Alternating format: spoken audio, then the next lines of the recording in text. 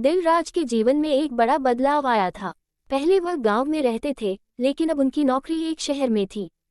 उनके माता पिता ने उनकी शादी एक सुंदर और समझदार लड़की से कर दी, जो खुद भी नौकरी करती थी। अब दिलराज और उनकी पत्नी एक साथ शहर में रह रहे थे। कुछ सालों बाद दिलराज के पिताजी का निधन हो गया। अब उनकी मां एकाकी हो गई। फिर कुछ समय बाद दिलराज ने अपनी मां को शहर ले आया। शहर में आकर दिलराज की मां को अच्छा नहीं लगता था, लेकिन एक मां की प्राथमिकता हमेशा अपने बेटे की खुशी थी। दिन रात वह दिलराज और उनकी पत्नी को समझाने की कोशिश करती रहती थी, लेकिन उन्होंने चुपचाप सब सुना लिया। एक दिन दिलराज की पत्नी को जल्दी ऑफिस जाना था, इसलिए वह जल्दी में घर छोड़कर चली गई। फिर दिलराज भी जल्दी में ऑफिस पहुंचा। कुछ समय बाद उनकी मां ने देखा कि उनके बेटे ने अपना खाना घर पर भूल गए हैं। मां का दिल को झकझोर हो गया।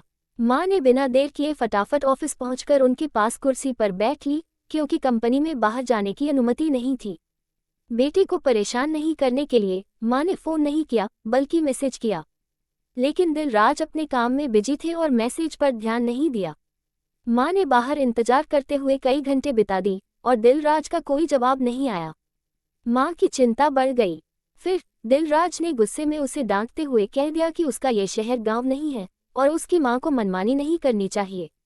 मां ने खाने का टिफिन दिलराज के पास पहुंचाया और दिलराज का दिल झकझोर हो गया। दिलराज को यह एहसास हुआ कि उसने बिना सोचे समझे मां को डांटा है, जबकि मां बिना किसी शिकायत के उसके लिए आई थी।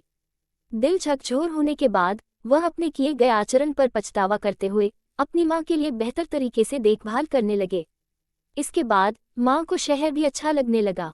दिल को छूने वाली छोटी कहानी से सीखने मिला कि जो बच्चों बड़ा होकर मां और पिता का सम्मान और आदर करता है, उसके घर में शांति होती है। मां का खुश रखना साक्षात भगवान को खुश रहने के बराबर है।